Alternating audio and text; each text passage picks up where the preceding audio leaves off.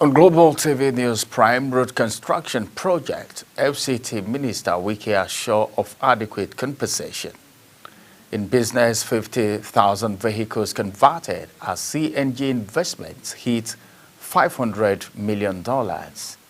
And on the foreign scene, UN, Iran, Egypt hold talks as nuclear enrichment ramps up. In sport, Liverpool begin Osimhen negotiations. Hello and welcome to all of our viewers in Nigeria and around the world to News Prime on Global Television. Coming to you live from the nation's capital, Abuja. I am Ramsey Enoch Agbo. A quick reminder that Global Television is on DSTV channel 365 and Star Times 276. You can download the Global TV Nigerian mobile app for Android and iOS devices to keep track of our broadcast. The Minister of Federal Capital Territory, Nyesom Wike, has assured the chief of Baduma and Guzape community in the territory of adequate compensation over the ongoing road construction project. The minister gave the assurance at meeting with the traditional chiefs and representatives of the Baduma and Guzape community in the Federal Capital Territory. Our correspondent, Godwin Sunday, has the report. The Minister Nyesom Wike, in a strategic meeting with the traditional chiefs and representatives of the Baduma and Guzape communities in the Federal Capital Territory, reiterated that every affected individual will be duly compensated and the right of occupancy for new resettlement areas will be provided without delay. The minister, however, clarified that the compensation will be paid for only the structures along the road corridor and not the entire community. He also directed that the compensation package should be doubled to ensure fairness. I've told Director of Settlement, go and make valuation, but the rate you are using is too small, right? Increase their rate.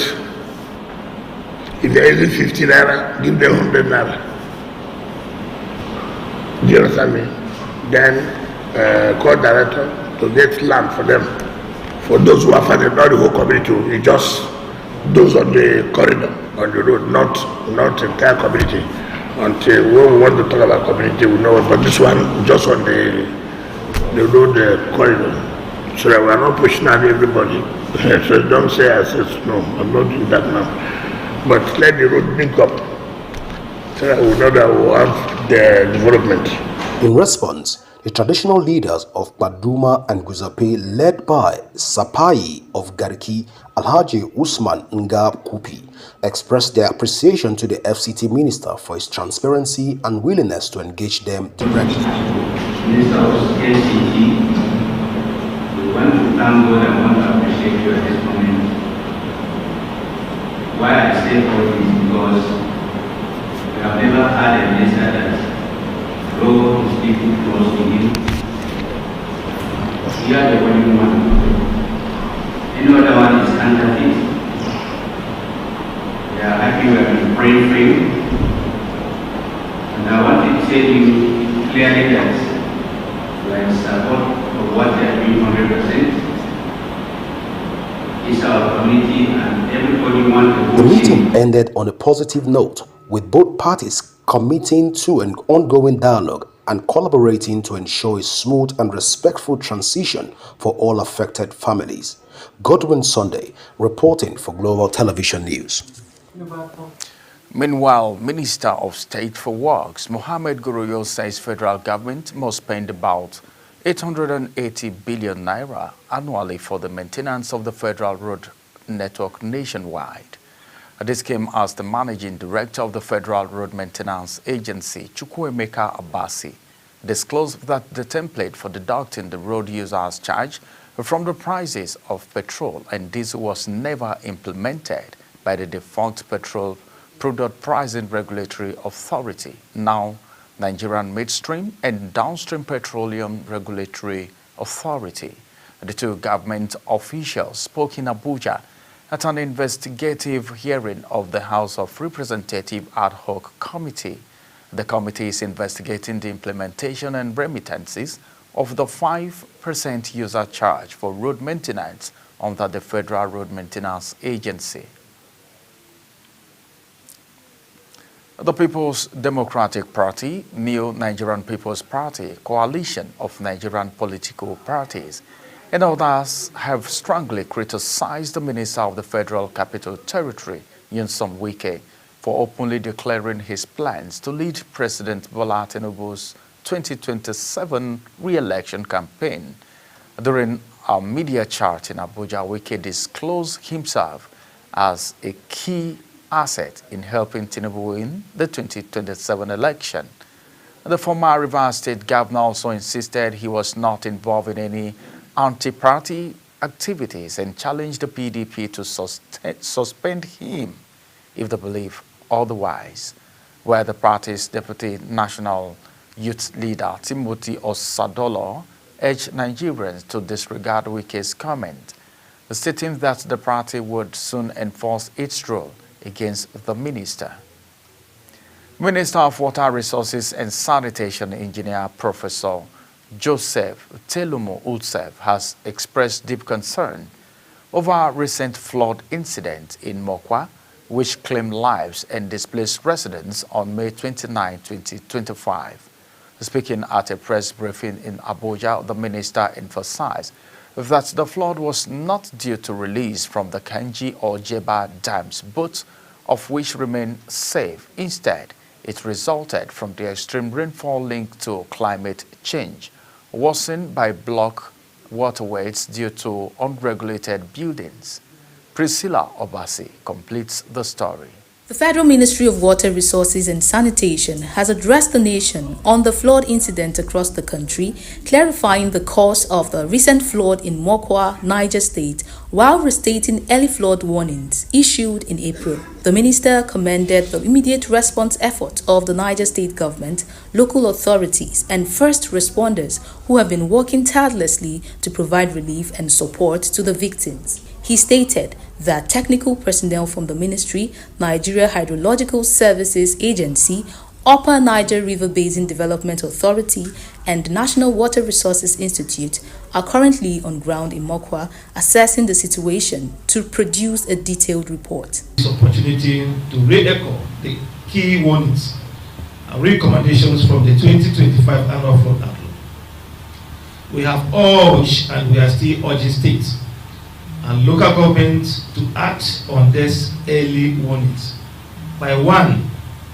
Strengthening drainage infrastructure, relocating vulnerable communities from flood plains, engaging in sustained public awareness campaigns, and enforcing land use regulations to prevent encroachment into flood-prone areas. Professor Usev emphasized that part of the issue is the encroachment of floodplains by residents who were previously advised not to settle in such areas. He stressed that flooding can be prevented through proper urban planning and the provision of adequate drainage infrastructure. Weather events, including intensive rainfall and river flooding, are becoming more frequent and severe across the country and globally. These events not only disrupt livelihoods, they also challenge the resilience of our infrastructure and environment. As a ministry, we remain fully committed to our mandate of monitoring, managing the nation's water resources in a sustainable and climate resilient manner. The ministry had earlier predicted flooding in 19 local government areas of Niger State, including Mokwa, through its 2025 annual flood outlook. Communities across 33 states, including the FCT, are identified as high-risk zones, with the minister calling for stronger drainage systems, relocation of vulnerable population, and stricter enforcement of land use laws. Priscilla Obasi, Global Television. Johnson's embarking on a strike action upon the Judicial Staff Union of Nigeria, JUSN, has declared the hearing of the case against suspended Kogi Central Senator Natasha Akpoti-Odoahen. The senator was scheduled to appear before the court on Tuesday but could not be present in court due to the ongoing strike by the union. Benue State Governor Hyacinth Alia has confirmed the killing of 24 persons in deadly attack in Apa and West local government area of the state by armed men suspected to be Fulani herders. Governor Alia made the confirmation after an emergency security council meeting with service chiefs in the state at the government house in Makurdi. He noted that the casualty figure may rise given the case and intensity of the attack on two communities.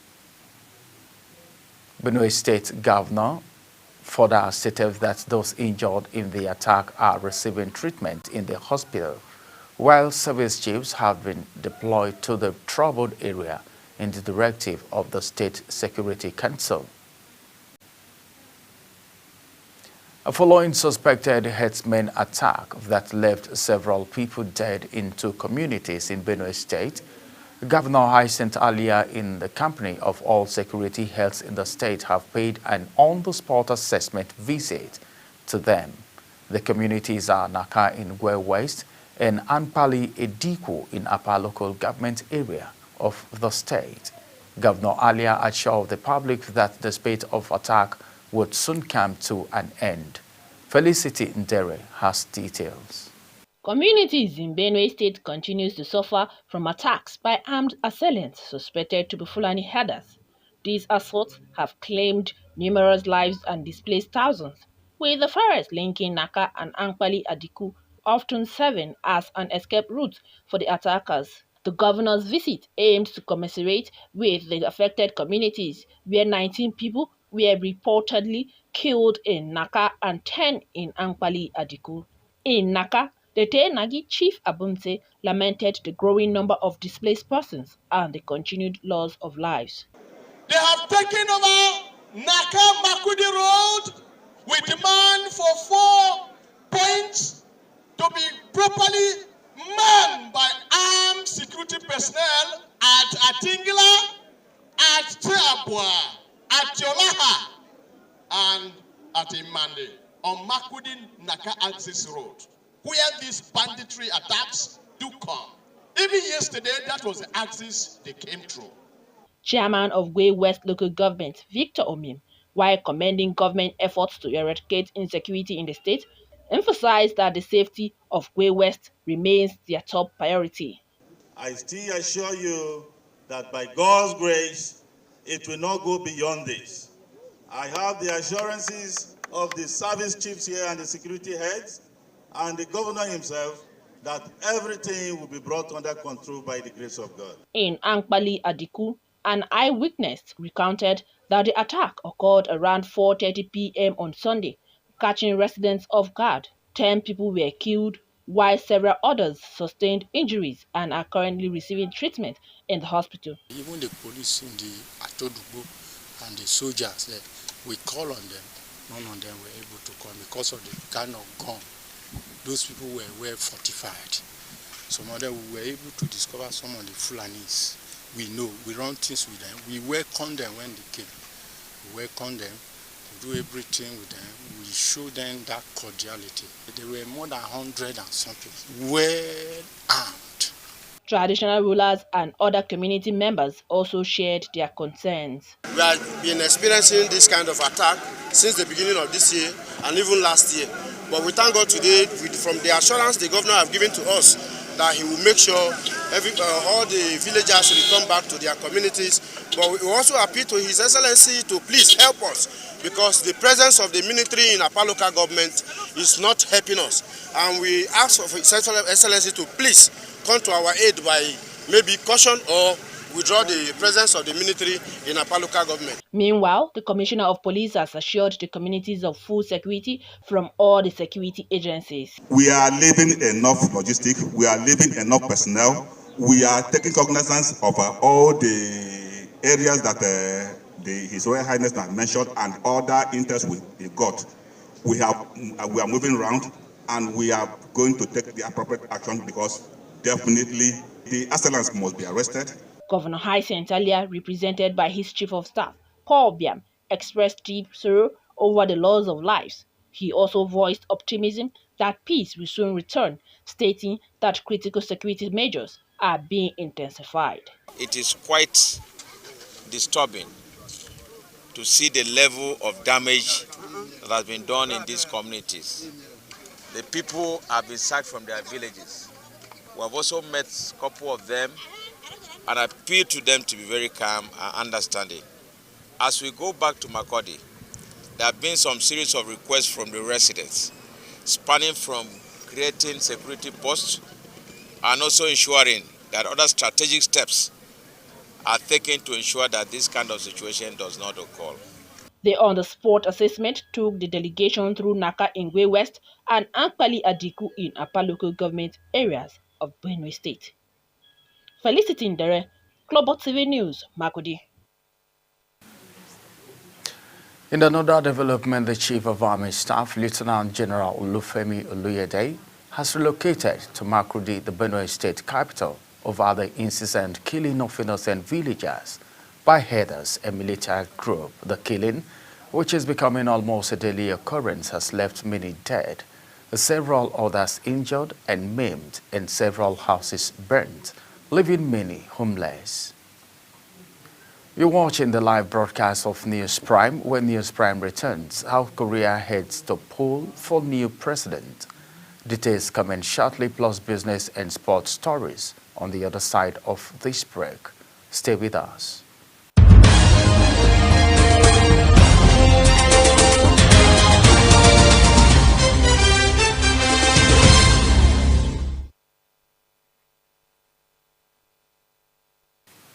Welcome back. Now in business, the federal government has begun internal approval process to resolve the 2 trillion naira legacy debt owed to electricity generation companies before the end of the coming quarter, as part of the effort to stabilize Nigeria's power sector.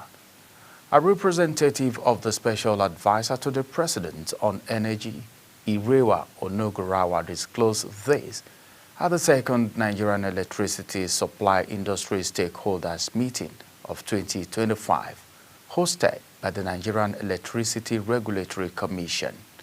Onogurawa said the presidency recognizes the urgency of addressing the debt overhang, which has strained GenCos and impeded electricity supply nationwide.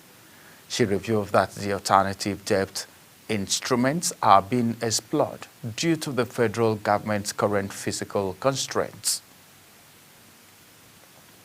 The chairman of the House of Representatives Public Accounts Committee, Honorable Bamidele Salan, has called for an urgent need to strengthen Nigeria's fiscal governance system as the country continues to grapple with serious challenges in public financial management. Honorable Salame stated this at a pre-conference press briefing ahead of the National Conference on Public Accounts and Fiscal Governance, scheduled for July 6 to 10, 2025 in Abuja.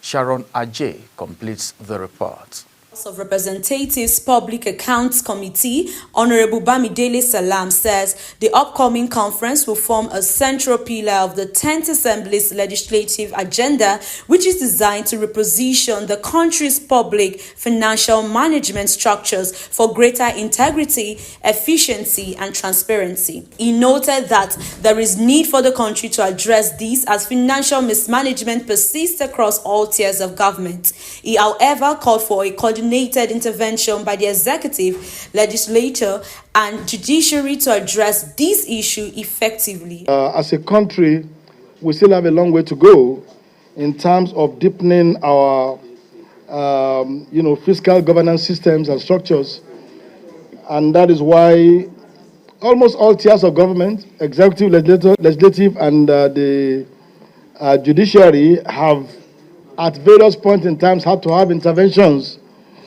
on issues coming out of mismanagement of public resources.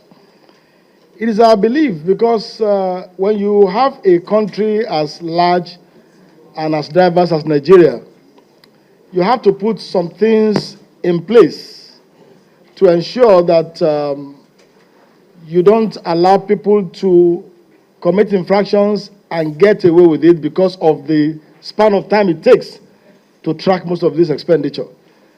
Salam also acknowledged that while some progress have been made through ongoing reforms, significant work still remains to close long-standing gaps in transparency and accountability within the public expenditure system. So it is obvious, if you ask whether one is happy, nobody is happy. No one. If you ask anyone in Nigeria today whether they are happy with the level of transparency in public expenditure, I will be surprised if anybody in good conscience will say that they are happy. There are quite a lot of gaps. But like I've said, we should also realize that there are movements towards closing those gaps. And one of the movements towards closing the gaps is in the area of reform. So regardless of what you say, there will never be anything again like a fuel subsidy scam in Nigeria.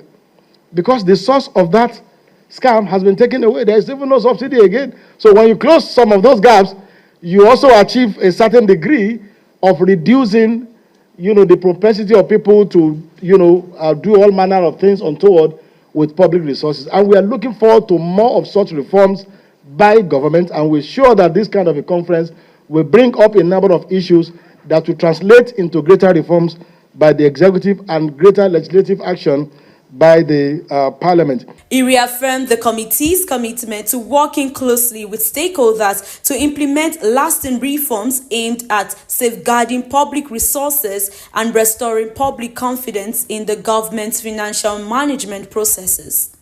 Sharon Ajay reports.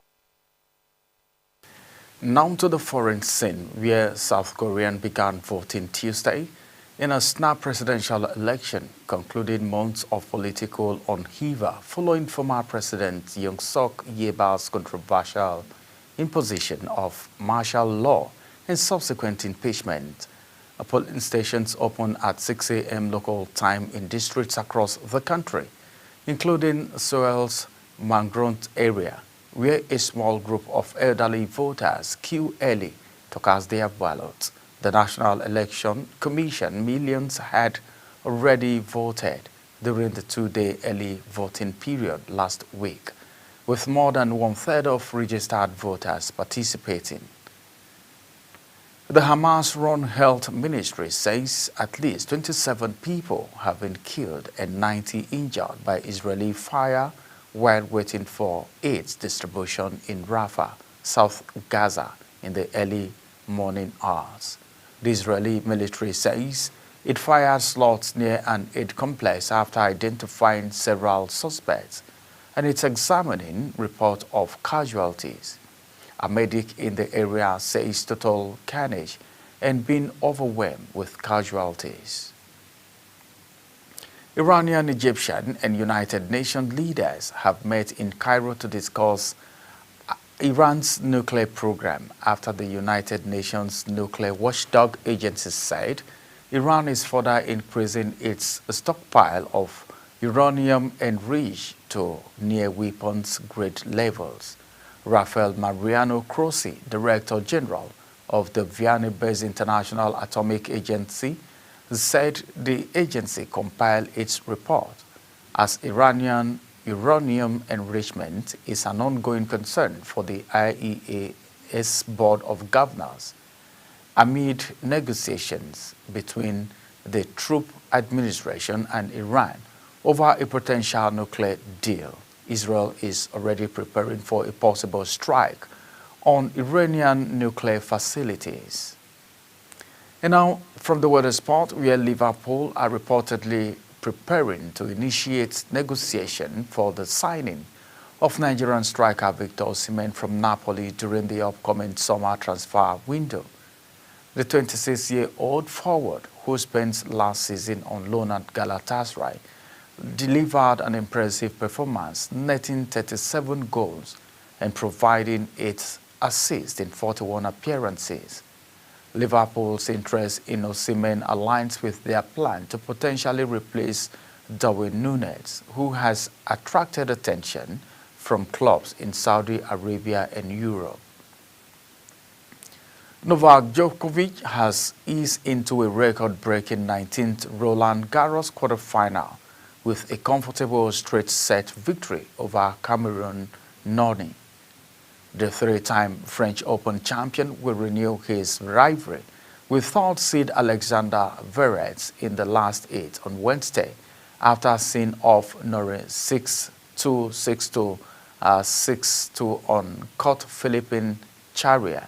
His tally of 19 quarterfinal appearances at Roland Garros is the second for a single Grand Slam tournament. The captain of Manchester United, Bruno Fernandes, has rejected the Saudi club Al Hilal offer while opting to stay in his club. This was disclosed by Italian sports journalist Fabrizio Romano on X. Romano noted that Fernandes rejected the club's significant contract proposal. Here we end News Prime, but before we go, here is a recap of the top stories on Global TV News Prime. The Minister of the Federal Capital Territory, Nyesom Wike, has assured the chief of Gbaduma and Guzampe community in the territory of adequate compensation over the ongoing road construction project. And in business, the Presidential Compressed Natural Gas Initiative, an agency of the federal government, says Nigeria's push towards alternative transportation fuel has attracted over $500 million investment and converted more than 50,000 vehicles to run on compressed natural gas within its first year. And now from the foreign scene, where Iranian, Egyptian, and United Nations leaders have met in Cairo to discuss Iran's nuclear program after the United Nations Nuclear Watchdog Agency said Iran is further increasing its stockpile of uranium enriched to near weapons-grade levels. In sports, Liverpool are reportedly preparing to initiate negotiation for the signing of Nigerian striker Victor Osimhen from Napoli during the upcoming summer transfer window. And that's it on Global TV News Prime. A quick reminder that Global TV is on DSTV channel 365 and Star Times channel 276. Kindly follow us across all social media platforms now showing on your screen using @Global TV NG. You can also download the Global TV Nigerian app for Android and iOS devices to keep track of our broadcast. I am Ramsey Enoch Agbo. Thank you for watching.